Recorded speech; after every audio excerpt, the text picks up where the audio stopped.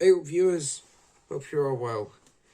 Again, I'm really inconsistent with my videos, I know, but these things just happen. I've just been very busy sorting a lot of things out.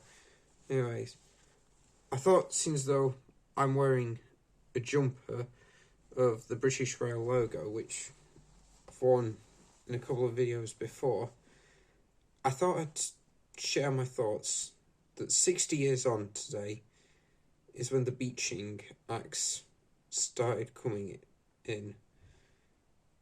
My parents were born around this time, yeah, and my grandfather was a British rail worker, but he did some civil engineering sort of thing, track works and all of that. The infrastructure, that's the word I'm looking for. Yeah. But anyways, that's sort of irrelevant, but I'm here to express my thoughts on the Beeching era in a balanced argument. A lot of the reaction to the Beeching era was mostly negative, and Beeching was seen as a villain of the railways. But really, was he, when you look at it, the different aspects? Yes, it's a lot of money that it has cost, and in a way, the system has been a bit difficult. But if you... excuse me. Sorry about that noise. Anyway, if you think about it this way, is that many of the train lines, even after we had gone through two world wars, a lot of it was just knackered, absolutely knackered. The infrastructure was just crumbling. The passenger numbers on a lot of these lines was just dropping and just never recovering. As a result, it was pretty much at the end of the line. Right? That, and also, as well as, in fact, nationalised the railways and eventually came up with a very flawed and barely successful modernisation plan, which just basically, a lot of it didn't come till decades later. There was just simply no other option, no passengers, no money, and basically crumbling infrastructure. So there was no other option but to close them. I know a lot of these communities have been lost without these railways, and that is sad. But let's have a think about this.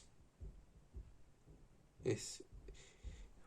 In terms of reopening for the main lines, some have come back decades later. But there's also other things got to think about as well. But not all of the reopened lines are main line. Some have reopened as heritage railways. Whereas other lines that have never returned to passenger use have reopened for the public access as the likes of greenways, cycle paths, and all those other things. In a sense, that actually makes it a benefit for regional things, because it brings a bit more attraction to the local community in the area. It gets people out and about, makes them want to visit it, and from different places. So that could be one benefit. And also as well, is that at the same time, steam traction being phased out, out, out.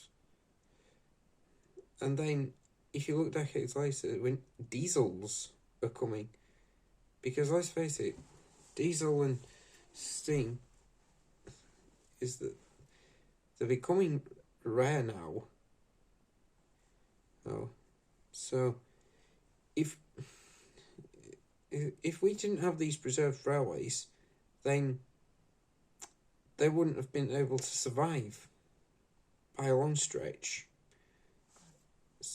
And it kind of creates their own sort of retirement home, and even for those enthusiasts to come visit and join in the club sort of thing. So basically, in a sense, yes, it's helped save lots of trains from scrap that way. I mean, yes, again, it can cost millions of money, billions, but it still presents a benefit for these local communities.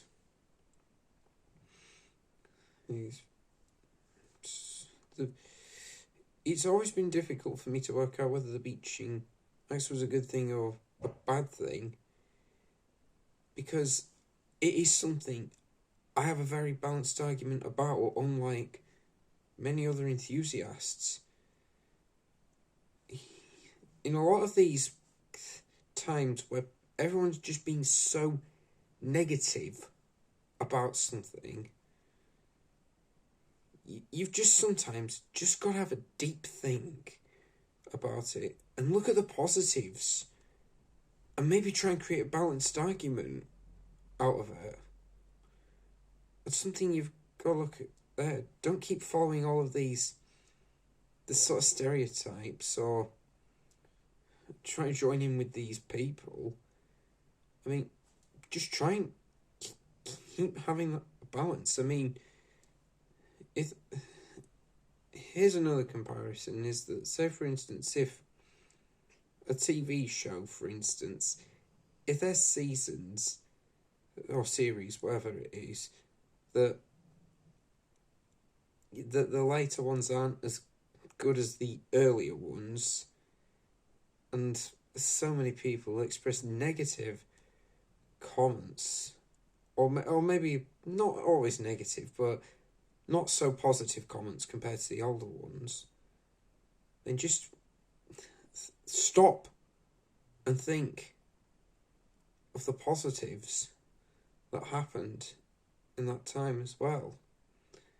Think of the positives that the newer or later series had. Don't be too unanimous with these people. I mean, so this is what I was saying here. Let's not be too negative about Beeching Report, or the Beeching era for that matter, and just think of positives it has given decades and generations later. So that pretty much sums it up for this video. That's all I've got to say. Thanks a lot for watching, and see you whenever. Bye.